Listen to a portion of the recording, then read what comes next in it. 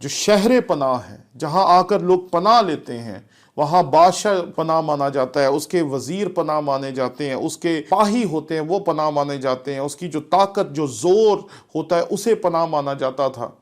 لیکن خدا کے شہر میں کوئی انسان اس لائق نہیں کہ وہ پناہ مانا جائے۔ خدا کے شہر میں صرف خدا پناہ مانا جاتا ہے۔ پریز دی لارڈ۔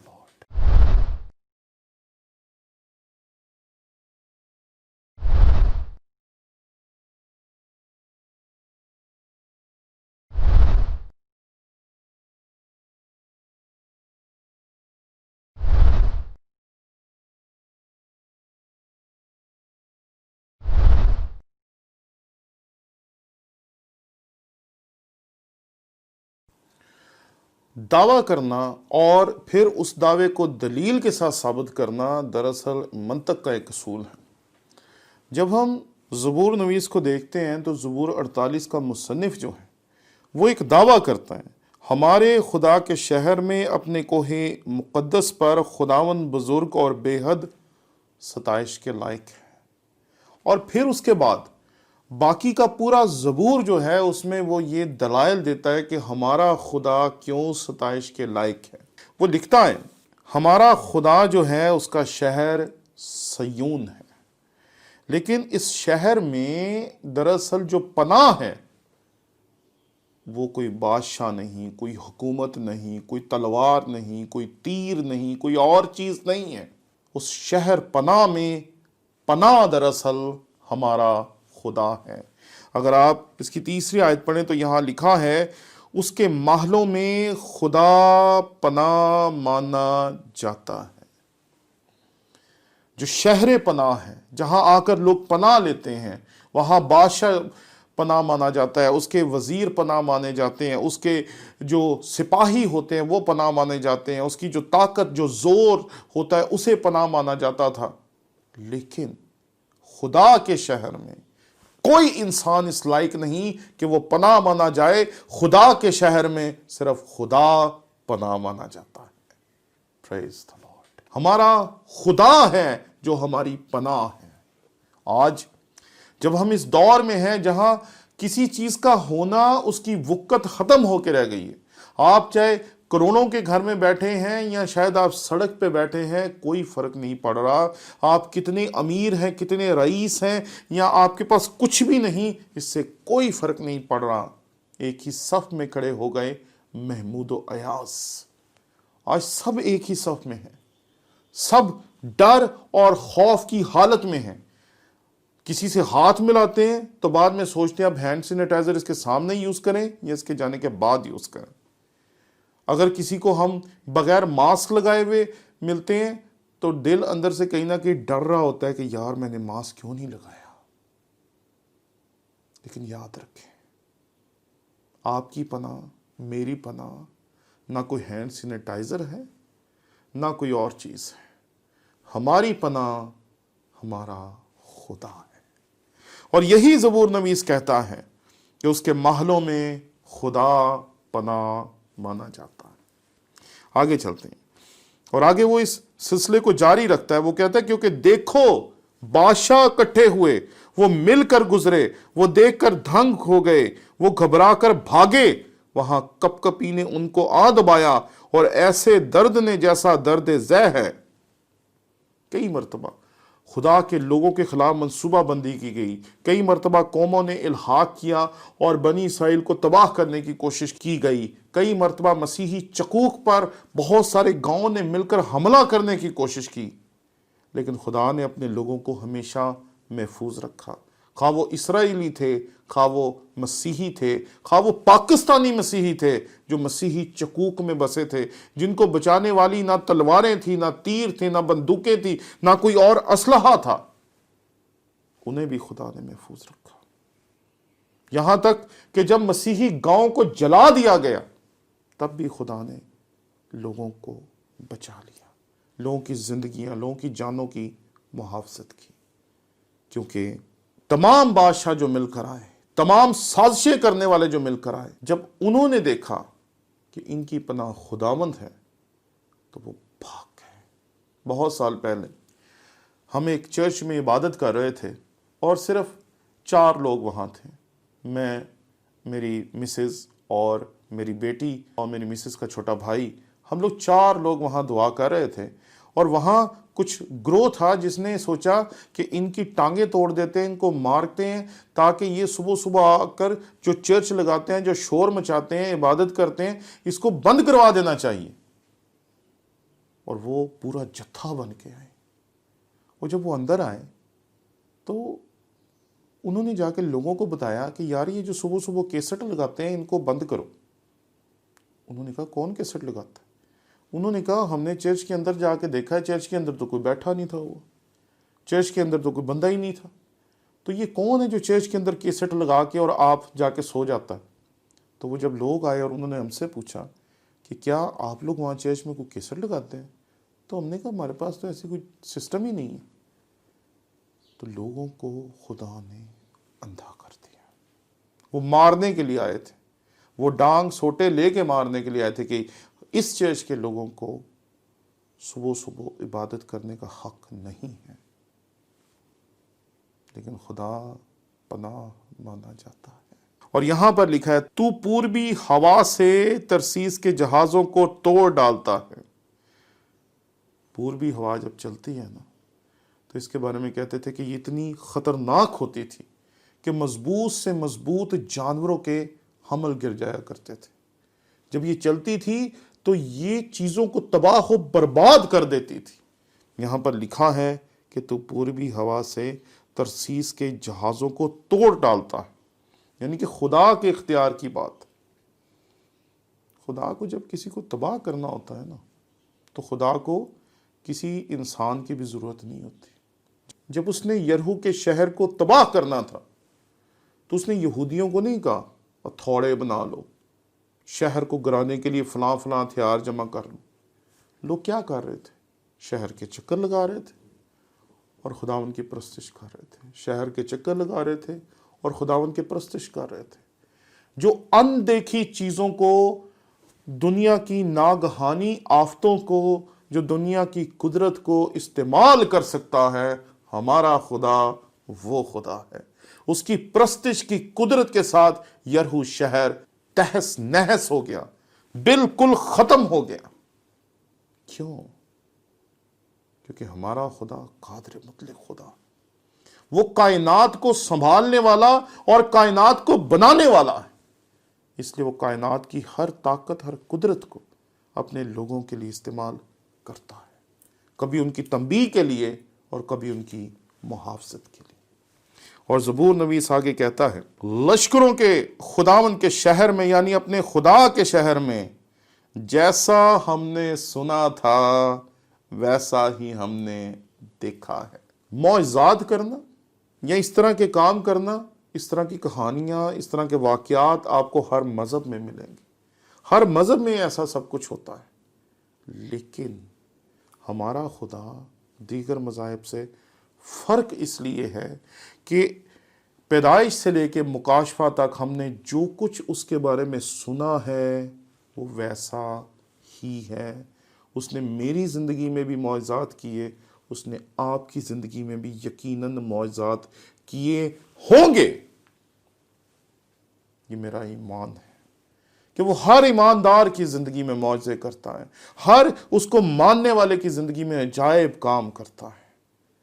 بے شمار ایسے واقعات ہوئے جب موت ہمیں چھو کر نکل گئی، جب لگا کہ اب سب کچھ ختم ہونے والا ہے، لوگوں نے دعائیں پڑھ لی، لوگ تیار ہو گئے مرنے کے لیے، اور پھر ہمارے خدا نے احساس دلایا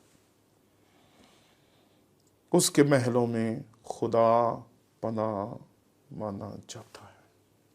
وہ ہماری پناہ ہے، وہ ہمارا سنبھالنے والا، اور کوئی ہمیں ختم نہیں کر سکتا۔ اس کائنات میں کسی کی اوقات نہیں کہ ہمارے خدا کے سامنے کھڑا بھی ہو سکے۔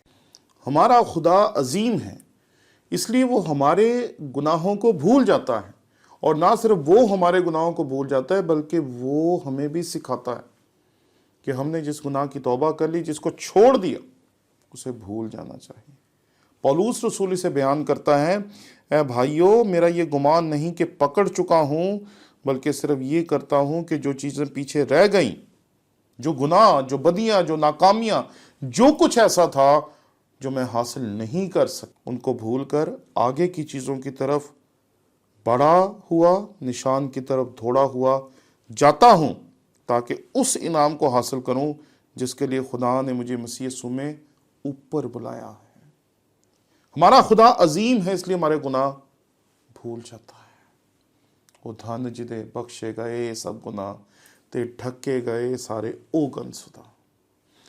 ہمارا خدا شفیق ہے، وہ شفقت کرتا ہے، اور اس کی شفقت یہ ہے کہ وہ ہمیں معاف کرتا ہی رہتا ہے، لیکن ہم عجیب لوگ ہیں کہ ہم کسی کو معاف نہیں کرتے۔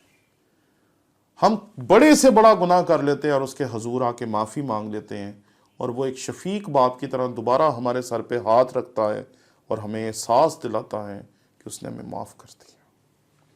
بہت بڑے بڑے لوگ آپ کو ملیں گے جنہوں نے بہت سی ایسے کام کیے جو خدا کی مرضی کے خلاف تھے، جو ہماری نظر میں ایسے تھے کہ شاید ہم انہیں کبھی معاف نہ کرتے۔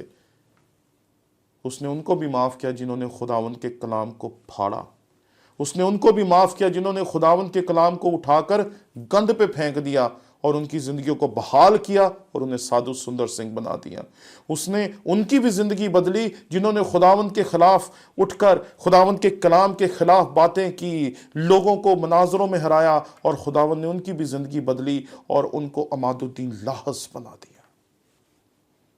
وہ معاف کرتا ہے۔ پولوس کو دیکھیں، اس نے خدا کے لوگوں کو تنگ کیا، مارا، اور ان کو جو کچھ وہ کر سکتا تھا ان کے ساتھ کیا، لیکن خدا نے اس کو بحال کیا۔ اور کتاب مقدس میں دو مصنفین ہیں جن کو ہم کبھی نظر انداز نہیں کر سکتے، کیونکہ کتاب مقدس کا زیادہ تر حصہ یا تو موسیٰ نے لکھا یا پولوس رسول نے۔ اس نے ان کو بھی بحال کیا جو شاید بحال کرنے کے لائق ہم نہیں سمجھتے، کیونکہ وہ خدا ہے، وہ شفیق ہے، وہ رحم کرنے والا ہے، اور جیسا ہم نے اس کے بارے میں اپنے کانوں سے سنا تھا، میری زندگی کے گزشتہ سال اس بات کا ثبوت ہیں کہ ہم نے اسے ویسا ہی پایا ہے، اور آپ بھی اسے ویسا ہی پائیں گے، کیونکہ وہ سب کے ساتھ ایک جیسا ہے۔ وہ فرق نہیں ہے، وہ مختلف نہیں ہے، وہ سب کے ساتھ ایک جیسا ہی سلوک کرتا ہے۔ اور یہاں بڑی خوبصورت آیت ہے، جیسا ہم نے سنا تھا ویسا ہی ہم نے دیکھا ہے۔ آگے چلتے ہیں جی، اور میں آپ کو لے کے جانا چاہوں گا 12ویں آیت پہ۔ یہاں لکھا ہے، سیون کے گرد پھرو۔ 11ویں اور 12ویں آیت ہم دیکھیں گے۔ تیرے احکام کے سبب سے کوہ سیون شادمان ہو، یہودا کی بیٹیاں خوشی منائیں، سیون کے گرد پھرو اور اس کا طواف کرو، اس کے برجوں کو گنو۔ میں سوچ رہا تھا کہ بیٹیاں ہی کیوں خوشی مناتی ہیں، بیٹے کیوں نہیں خوشی مناتے، بیٹے کیوں نہیں خداوند کے حضور جھومتے؟ حالانکہ اسرائیل میں خداوند کے لیے جھوم جھوم کے پرستش کرنا، جھوم جھوم کے گانا یہ عام سی بات تھی۔ یہودی مرد گروہوں کی صورت میں خداوند کی پرستش کیا کرتے تھے، اور ہمارے بزرگ دوست جیرڈ مل صاحب فرماتے ہیں کہ جب وہ ایک دفعہ اسرائیل میں گئے تھے تو وہاں جا کر انہوں نے جب دیکھا کہ یہودی جو لوگ ہیں انہوں نے اپنی دکانوں پہ بڑے بڑے اسپیکر رکھے ہوتے ہیں، اور جیسے ہی رات ہوتی ہے تو وہ اپنے بازار بند کر دیتے ہیں اور وہاں پر وہ زبور لگا دیتے ہیں، اور یہودی نوجوان آ کر ان زبوروں کے اوپر جھومتے ہیں، گاتے ہیں، خداوند کی پرستش کرتے ہیں۔ تو خدا یہاں کیوں کہہ رہا ہے، یا کیوں یہ کہہ رہا ہے کہ یہودا کی بیٹیاں خوشی منائیں، بیٹے کیوں نہیں؟ دراصل خواتین کے اندر یہ بات زیادہ ہوتی ہے کہ انہیں تحفظ کی ضرورت ہوتی ہے، اور یہاں پر انہیں تحفظ کا احساس دلایا جا رہا ہے کہ ان کے لیے تحفظ خداوند کے حضور موجود ہے۔ اور یہاں کہا گیا بار بار خدا کی ہیکل کو دیکھ، بار بار دیکھ، تاکہ تیرا خدا تیرے دل میں بسا رہے۔ جب اچانک کچھ ہو جاتا ہے ہمیں سب کچھ بھول جاتا ہے، اچانک کوئی واقعہ ہو جاتا ہے ہم سب کچھ فراموش کر دیتے ہیں، کئی مرتبہ ہم یہ بھی بھول جاتے ہیں کہ ہم ہیں کون. کئی مرتبہ ہم یہ بھی بھول جاتے ہیں کہ ہم کس شعبے سے ہیں. اس لیے بار بار خداوند کے گھر کو دیکھنے کی ضرورت ہے. اور پھر یہاں ہے پہلی چیز کہ بار بار خداوند کے گھر کو دیکھنے کی ضرورت ہے. دوسری چیز اس بات کو یاد رکھنے کی ضرورت ہے کہ پوری دنیا جو ہے وہ اپنے مستقبل کو دیکھ کے جی رہی ہے. مستقبل ایسا ہوگا، مستقبل ویسا ہوگا، مستقبل میں یہ ہوگا، مستقبل میں وہ ہوگا. آج کرونا وائرس کے وقت میں جب مستقبل تاریک ہے تو سمجھ ہی کچھ نہیں آ رہا کیا ہوگا. آج بھی خداوند کے گھر کو دیکھنے کی ضرورت ہے. آج بھی یہ کہنے کی ضرورت ہے اپنے سے، اپنی اولاد سے، اس کے محلوں میں کوئی بادشاہ نہیں، کوئی رہنما نہیں، کوئی لیڈر نہیں، دنیا کی کوئی حکومت نہیں. خدا پناہ مانا چاہتا ہے. آپ کے گھر میں کون پناہ مانا چاہتا ہے؟ اس نے ہمیں پچھلی نسلوں سے زیادہ برکتیں دی. ہمارے خاندان میں شاید پچھلی نسلیں اتنی امیر نہیں تھی، روپیہ پیسہ نہیں تھا، وسائل نہیں تھے جو آج موجود ہیں. ان باتوں کو یاد رکھنے کی ضرورت ہے. ہم ان برکتوں کو دیکھتے ہیں جو ہمارے پاس نہیں ہیں، ان برکتوں کو بھول جاتے ہیں جو ہمارے پاس ہیں. خدا ہمارا کل بھی محافظ تھا، خدا ہمارا آج بھی محافظ ہے. اس نے کل بھی ہمیں بچایا، اس نے آج بھی ہمیں بچایا، وہ کل بھی ہمیں بچائے گا. ڈرنے سے کچھ نہیں ہونے والا. آپ ڈر کے اپنے آپ کو کورونا سے بچا نہیں سکتے. سیدھی سی بات ہے. آپ دلیر ہو کر بیماریوں سے لڑ سکتے ہیں، یہ ایک حقیقت ہے جسے ڈاکٹر بھی بیان کرتے ہیں، اور یہ بالکل واضح حقیقت ہے کہ بہت سارے لوگ ہیں جن کے بارے میں آپ انٹرنیٹ پہ سرچ کریں، بھرا پڑا ہے انٹرنیٹ، جن کی کمر کی ہڈی ٹوٹ گئی، جن کی پسلیاں ٹوٹ گئی، جن کا سارا جسم پیرالائز ہو گیا. ایک شخص ہے نک، جس کی ٹانگیں ہی نہیں ہیں، بازو ہی نہیں ہے، اور اس کا ڈائلاگ بڑا خوبصورت ہے، نہ بازو ہیں، نہ ٹانگیں ہیں، نہ پریشانی. آپ کے پاس تو سب کچھ ہے. اس لیے یہ بات یاد رکھیں کہ ہماری پناہ ہمارے خدا میں ہے. ہمارا سنبھالنے والا وہ ہے. اس لیے ڈریں نہیں، احتیاط کریں اور خداوند پر ایمان رکھیں. اور ایک اور چیز ہے کہ وہی ہے جس نے موت تک ہماری حفاظت کرنی ہے. موت تک. اور موت کے بعد تو ہم اس کے ہیں. سیدھی سی بات. ہمیں موت تک اس کے ہاتھ سے کوئی چھین نہیں سکتا، اور موت کے بعد تو کوئی ہوگا ہی نہیں اس کے علاوہ اور ہمارے علاوہ. تو پھر ہمیں چھینے گا کون؟ سیدھی سی بات ہے.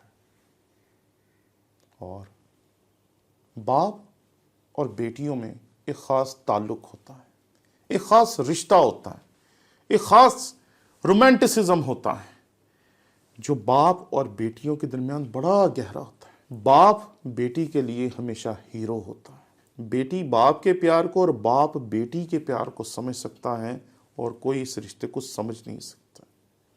اس پیار کی قسم کو ہمارے سامنے رکھتا ہے. خدا کہتا ہے کہ آج کی جو بیٹیاں ہیں 2020 کی، کیا وہ یہودا کی بیٹیوں کی طرح خوشی مناتی ہیں؟ کیا ان کا تعلق اپنے باپ کے ساتھ اتنا گہرا ہے جتنا ہونا چاہیے تھا؟ آج تو ٹائم ہی نہیں ہے. کبھی کبھی ماں باپ کہتے ہیں کہ بچے اپنے ماں باپ کا چہرہ نہیں دیکھتے کیونکہ بزی ہیں موبائل میں، اس کی اپلیکیشنز میں. اور آج کی بیٹی کے لیے اپنے باپ کی محبت ختم ہو گئی.